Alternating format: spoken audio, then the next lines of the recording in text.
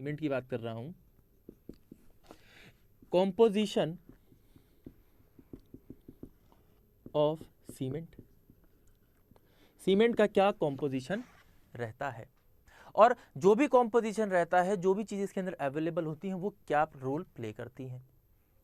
ठीक है, and its role क्या देता हूं, एंड इट्स रोल, सबके इंडिविजुअल रोल की भी बात करेंगे और कितने परसेंट में अवेलेबल होता है ये भी बात करेंगे। लेकिन इससे पहले मैं आपको एक बात बता देता हूं, यहाँ पे मैं जितनी भी बातें कर रहा हूं इंग्रेडिएंट्स की जो परसेंटेज बताऊंगा वो ऑर्डिनरी पोर्टलैंड सीमेंट ओपीसी के रिस्पेक्ट में बताऊंगा। किसके रिस्पेक्ट में? ओपीसी, ऑर्डिनरी पोर्टलैंड सीमेंट, क्योंकि जो सबसे पहली बार हमने जो सीमेंट बनाया था वो ऑर्डिनरी पोर्टलैंड सीमेंट था। अब इसका नाम ऑर्डिनरी पोर्टलैंड सीमेंट क्यों रखा गया? इसलिए रखा गया क्योंकि ये एक पोर्टलैंड में जगह है, वहाँ पे जो पत्थर मिलता है वहाँ के एक पत्थर से सबसे पहली बार ये बनाया गया, इसलिए इसका नाम सबसे पहले वहाँ पे ऑर्डिनरी आसानी से मिल जाता है, इसलिए ऑर्डिनरी पोर्टलैंड सीमेंट नाम रख दिया। अब इस ऑर्डिनरी पोर्टलैंड सीमेंट में क्या क्या प्रेजेंट होता है? सबसे पहले लाइम की बात करते हैं। इसके अंदर क्या प्रेजेंट होता है? लाइम प्रेजेंट होता है। लाइम कितने परसेंट में? 62 to 67% लगभग अवेलेबल होता है। ठीक है, क्या प्रॉपर्टीज देता है ये लाइम? लाइम पहली बात तो सीमेंट को स्ट्रेंथ देता है। क्या प्रोवाइड करता है? स्ट्रेंथ प्रोवाइड करता है, साथ के साथ साउंडनेस प्रोवाइड करता है।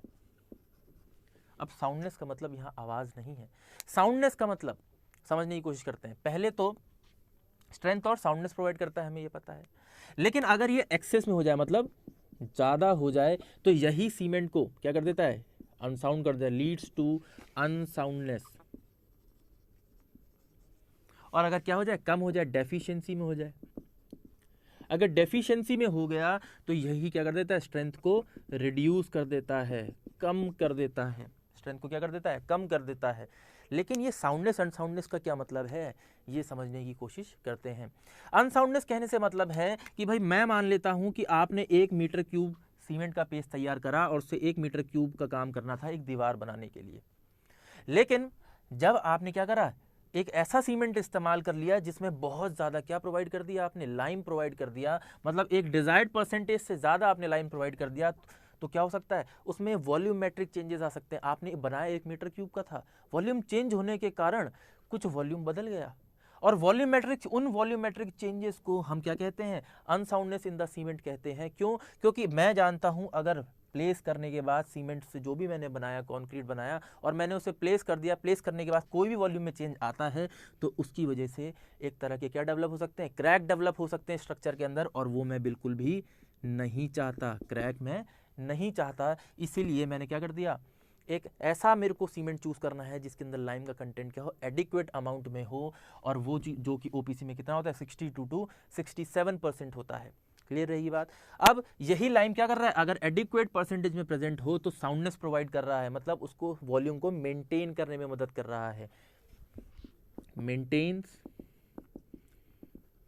Volume of cement. लेकिन यही एक्सेस में हो जाए तो यही वॉल्यूम को खराब भी कर सकता है। ठीक है, ये लाइम की प्रॉपर्टी हो गई। लाइम के बाद इसमें क्या प्रेजेंट है देखते हैं। दूसरा, इसके बाद सीमेंट के अंदर सिलिका प्रेजेंट है। क्या प्रेजेंट है? सिलिका। और इसका परसेंटेज की बात करें तो ये लगभग 17 से 25% सिलिका प्रेजेंट होता है, 17 से 25%। देखिए, मैं सबसे पहली बात ये करता हूं कि मैं यहाँ पे परसेंटेज की बात क्यों कर रहा हूं। परसेंटेज की बात इसलिए कर रहा हूं क्योंकि सीमेंट एक आर्टिफिशियल मटेरियल है जो मैं खुद मैन्युफैक्चर करता हूं। अगर मैं मैन्युफैक्चर करता हूं तो इसके अंदर कुछ ना कुछ परसेंटेज में कुछ ना कुछ मिलाता हूँगा, और मैं सिलिका मिला रहा हूँ, लाइम मिला रहा हूँ, कितने परसेंटेज में मिला रहा हूँ ये मुझे पता होना चाहिए, और वो मुझे क्या प्रॉपर्टी प्रोड्यूस करके दे रहा है ये भी मुझे पता होना चाहिए। इसीलिए मैं यहाँ बात कर रहा हूँ कि सिलिका 17 से 25% होता है, और ये भी मुझे क्या देता है? स्ट्रेंथ देता है। क्लियर है मेरी बात? तो स्ट्रेंथ प्रोवाइड करता है सिलिका। अगर ये क्या हो जाए? एक्सेस में हो जाए, तो एक्सेस में हो जाएगा तो स्ट्रेंथ को और क्या हो जाएगी? बढ़ जाएगी, स्ट्रेंथ बढ़ गई। डेफिशिएंसी में हो जाए तो क्या हो जाएगी? स्ट्रेंथ कम हो जाएगी। स्ट्रेंथ क्या हो जाएगी? साथ साथ कम हो जाएगी। लेकिन इसके साथ एक दिक्कत भी है कि अगर आप इसको क्या कर दें? बहुत ज़्यादा बढ़ा दें, एक्सेस में स्ट्रेंथ तो बढ़ा रहा है लेकिन सेटिंग टाइम भी बढ़ा देता है, सेटिंग टाइम भी क्या कर देता है, बढ़ा देता है। मतलब एक बात और समझ में आती है कि अगर आप ये चाहते हैं कि आपका सीमेंट क्या हो जाए, टाइम से सेट हो जाए, जितने टाइम में, बहुत ज़्यादा टाइम ना ले सेट होने में, तो सिलिका का कंटेंट पर्टिकुलर एडिक्वेट अमाउंट से ज़्यादा नहीं होना चाहिए। वरना तो मैं सिलिका का कंटेंट, अगर ऐसी दिक्कत नहीं होती तो मैं ज़्यादा रख लेता, स्ट्रेंथ मुझे ज़्यादा मिल जाती, लेकिन बहुत परसेंटेज में प्रोवाइड करने से सेटिंग टाइम भी इंक्रीज़ हो रहा है, इसलिए मुझे उसका एक परसेंटेज भी क्या करना पड़ रहा है, फिक्स करना पड़ रहा है। क्लियर है मेरी बात? सिलिका के बाद क्या प्रेजेंट है देखते हैं, इसकी प्रॉपर्टी भी हम समझ गए हैं। सिलिका के बाद देखिए, आपसे एक इससे पहले एक बात और भी बता देता हूँ, बहुत बार एग्जाम में ये पूछा जाता है कि सबसे ज़्यादा मेन इंग्रेडिएंट कौन सा होता है सीमेंट के अंदर। तो आपने देखा होगा, मैं डिक्रीजिंग ऑर्डर में ही बता रहा हूँ परसेंटेज के साथ। तो सबसे ज़्यादा 62 to 67% क्या था, लाइम था। तो मेन इंग्रेडिएंट क्या हो गया, लाइम हो गया। उसके बाद सिलिका हो गया। इसके बाद बात करते हैं सिलिका के बाद एल्यूमिना। एल्यूमिना भी प्रेजेंट होता है और ये कितना होता है, 3 से 8%, 3 से 8% होता है। इसका क्या फंक्शन है भाई, इसका क्या रोल है? एल्यूमिना जो है आपको फ्लैश सेटिंग जैसी प्रॉपर्टी देता है सीमेंट के अंदर। सेटिंग प्रॉपर्टी मतलब फ्लैश का मतलब क्या है, इमीडिएट सेटिंग प्रॉपर्टी प्रोवाइड करता है। इमीडिएट सेटिंग प्रॉपर्टी मतलब सेट कराने में मदद करता है। साथ में एक खास बात और भी है, ये क्लिंकर्स का जो टेम्परेचर है, क्लिंकर्स क्या होते हैं ये मैं आगे बताऊंगा, लेकिन एक बार के लिए बस याद रखेंगे, क्लिंकर का जो टेम्परेचर है उसको भी क्या कर देता है, कम कर देता है। ठीक है, लेकिन एक्सेस में हो जाए तो, अगर एक्सेस में हो गया यही एल्यूमिना तो सीमेंट को वीक भी कर देता है। क्या कर देता है, वीक कर देता है। और अगर डेफिशिएंसी में हो जाए तो फिर, डेफिशिएंसी में अगर हो जाए तो जो सेटिंग फ्लैश सेटिंग जैसी प्रॉपर्टी प्रोवाइड कर रहा है वो नहीं प्रोवाइड करेगा, वो नहीं प्रोवाइड करेगा, तो फ्लैश सेटिंग प्रॉपर्टी क्या हो जाएगी, लूज हो जाएगी, कम हो जाएगी। ठीक है, तो भाई अगर मैं जल्दी से जल्दी सेट कराना चाहता था तो एल्यूमिना का कंटेंट ज़्यादा रख लेता, लेकिन देखने को मिल रहा है कि अगर पर्टिकुलर अमाउंट से ज़्यादा हो जाए तो फिर ये वीक भी करते रहा है सीमेंट को, इसीलिए मैंने एल्यूमिना का परसेंटेज भी क्या कर दिया, एक पर्टिकुलर अमाउंट में फिक्स कर दिया है। एल्यूमिना के बाद क्या प्रेजेंट है ये भी समझने की कोशिश करते हैं। एल्यूमिना के बाद आपका कैल्शियम सल्फेट प्रेजेंट है। कैल्शियम सल्फेट प्रेजेंट है, ये भी कितना है, 3 से 8% है, कोई दिक्कत की बात नहीं है। देखिए कैल्शियम सल्फेट की अगर मैं बात करूं तो कैल्शियम सल्फेट पहली बात तो जिप्सम के फॉर्म में मिलाया जाता है सीमेंट में। एक बात हमेशा याद रखेंगे कि कैल्शियम सल्फेट को जिप्सम के फॉर्म में मिलाया जाता है सीमेंट के अंदर, और कब मिलाते हैं ये भी आगे आने वाले टाइम में बात करेंगे। लेकिन कैल्शियम सल्फेट का रोल क्या होता है, रोल ये होता है कि कैल्शियम सल्फेट इंक्रीज करता है इनिशियल सेटिंग टाइम को। इनिशियल सेटिंग टाइम को क्या कर देता है, इंक्रीज कर देता है। क्यों, ऐसा क्यों कर रहे हैं कि भाई ये तो हमारा सेटिंग टाइम बढ़ा रहा है, क्यों मिला रहे हैं, हम तो चाहते हैं जल्दी सेट हो जाए। हम इसलिए कैल्शियम सल्फेट को मिला रहे हैं क्योंकि जब मैन्युफैक्चरिंग की जाती है सीमेंट की, तो सीमेंट की मैन्युफैक्चरिंग जब उसको फ्यूज़ करके बर्न करके जितने भी इंग्रेडिएंट्स हैं इनको मिला दिया जाता है, बर्न करके जो प्रोडक्ट निकल के आता है उससे हम सीमेंट क्लिंकर्स बोलते हैं। और जो सीमेंट क्लिंकर्स बन के आते हैं, अगर आप उनको मॉइस्चर के कांटेक्ट में छोड़ दें तो एकदम से स्टोन हो जाते हैं, पत्थर हो जाते हैं, अपनी प्लास्टिसिटी को लूज़ कर देते हैं। इसीलिए हम क्या करते हैं, उन सीमेंट क्लिंकर्स के अंदर जिप्सम मिला देते हैं ताकि क्या हो, इसका इनिशियल सेटिंग टाइम थोड़ा सा इंक्रीज़ हो जाए और हम इसको क्या कर सकें, जहाँ पे भी इस्तेमाल करना है वहाँ पे भेज सकें और ये वहाँ पे इस्तेमाल किया जा सके। वरना तुरंत ही अगर स्टोन फॉर्म ले लेंगे तो हम इसका इस्तेमाल कर ही नहीं पाएंगे। इसीलिए कैल्शियम सल्फेट, अगर मैं इसको एक्सेस में हो जाए तो इनिशियल सेटिंग टाइम और बढ़ता चले जाएगा, मैं कम कर दूंगा तो डिक्रीज होता चला जाएगा। इसीलिए मैंने एक एडिक्वेट अमाउंट रख ली कि जितने में मेरा काम चल जाए, और वो 3 से 8% में चल जा रहा है। क्लियर है मेरी बात? इसके बाद कैल्शियम सल्फेट के बाद बात करते हैं। देखिए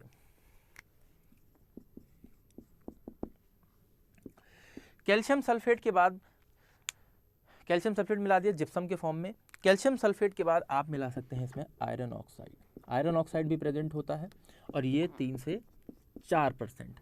आयरन ऑक्साइड का क्या काम है देखिए आयरन ऑक्साइड भी आपको स्ट्रेंथ प्रोवाइड करता है, ये आपको हार्डनेस भी प्रोवाइड करता है और साथ में कलर भी प्रोवाइड करता है। और वो कलर कैसा होता है? वो रेडिश ब्राउन टिंग होता है, टिंग कलर होता है। टिंग का मतलब कुछ नहीं, शेड होता है, ठीक है। बहुत जगह टिंग लिखा मिलेगा इसलिए मैंने टिंग लिख दिया, लेकिन टिंग का मतलब शेड होता है। रेडिश ब्राउन शेड प्रोवाइड करता है सीमेंट के अंदर। स्ट्रेंथ प्रोवाइड करता है, हार्डनेस प्रोवाइड करता है। स्ट्रेंथ और हार्डनेस में क्या डिफरेंस है पहले ये भी आपको पता होना चाहिए। स्ट्रेंथ होता है resistance of the material to gradual loading.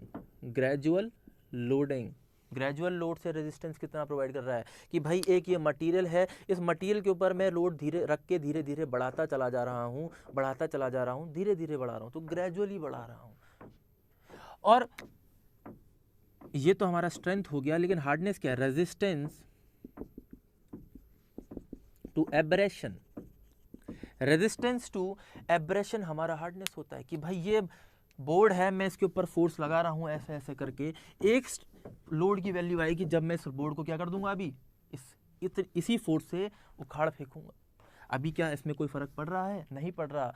क्यों? क्योंकि अभी मैं उतनी फोर्स एब्रेशन करके रगड़ के इसके ऊपर नहीं लगा पा रहा हूं, जिसकी वजह से ये बोर्ड क्या हो जाए, खराब हो जाए। अभी ये रेजिस्टेंस प्रोवाइड कर पा रहा है, लेकिन एक लोड की वैल्यू पे ये वो रेजिस्टेंस मुझे नहीं प्रोवाइड कर पाएगा, और वही जो लोड होगा जिस पे ये अपनी क्या कर देगा, रेजिस्टेंस लूज कर जाएगा, वो उसको मैं क्या कह दूंगा, हार्डनेस कह दूंगा। तो ये स्ट्रेंथ भी प्रोवाइड करता है सीमेंट को और हार्डनेस भी प्रोवाइड करता है, लेकिन साथ में कलर भी देता है, और वो कलर कैसा होता है? रेडिश ब्राउन कलर होता है। नेक्स्ट आप क्या प्रोवाइड कर सकते हैं? अब देखिए एक्सेस और डेफिशिएंसी की इसमें बहुत ज़्यादा इसलिए बात नहीं कर रहे हैं क्योंकि बहुत ज़्यादा एक्सेस में अगर ये क्या हो जाता है, आयरन ऑक्साइड प्रेजेंट भी हो जाता है, तो कलर बहुत बढ़ता चला जाएगा, और जो आपका यूनिफॉर्म ग्रे सीमेंट का कलर होना चाहिए वो मेंटेन नहीं कर पाएंगे आप, ठीक है। इसके बाद मैग्नीशिया भी प्रेजेंट होता है। ये कितना है? ये भी 3 से 4% है। 3 से 4% ये क्या करता है? ये भी सेम काम करता है, स्ट्रेंथ देता है, ये भी हार्डनेस देता है, ये भी कलर देता है। लेकिन इसमें जो कलर प्रोवाइड किया जाता है, किसने? जो मैग्नीशिया ने आपको कलर प्रोवाइड किया है, वो कैसा है? येलोइश टिंग शेड होता है। वो कैसा होता है? येलोविश टिंग शेड होता है, मतलब येलोइश शेड होता है।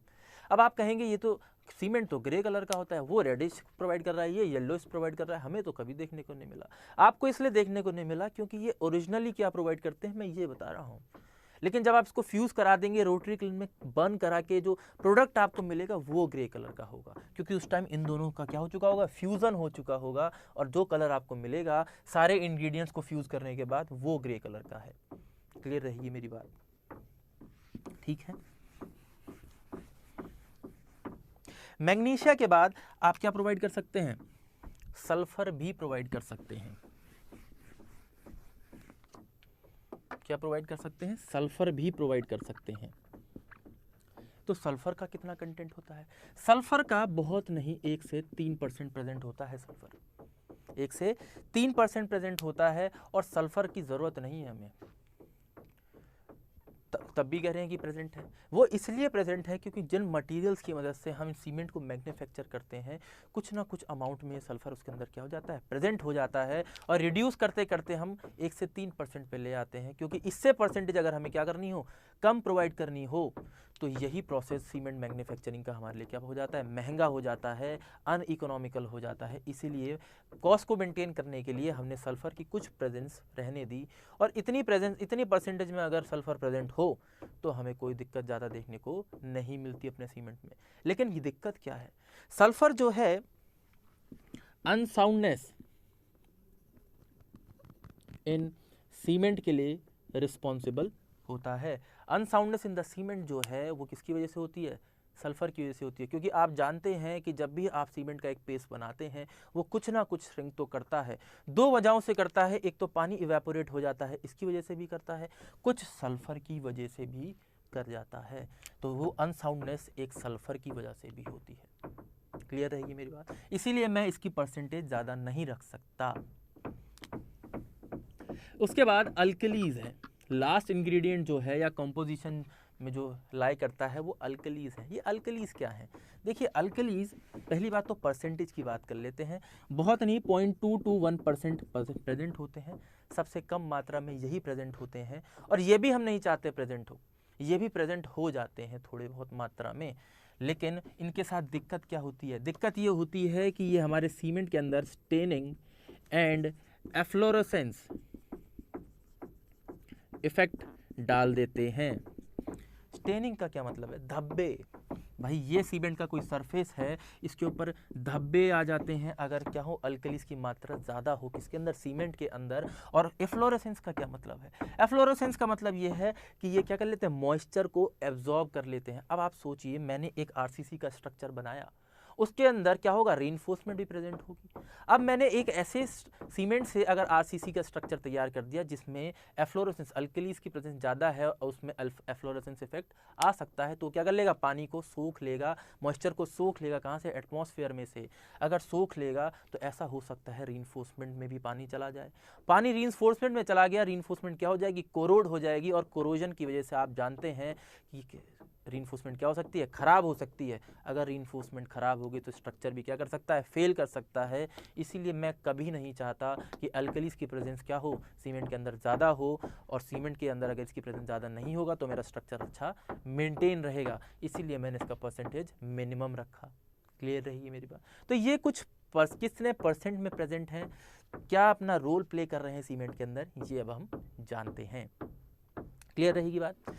अब जो भी आपके पास ये इंग्रेडिएंट्स है आपने डाले मशीनरी के अंदर, ठीक है, मैन्युफैक्चरिंग प्लांट में, इनकी मदद से आपने एक सीमेंट को क्या कर लिया, मैन्युफैक्चर कर लिया। जब आपने सीमेंट को मैन्युफैक्चर कर लिया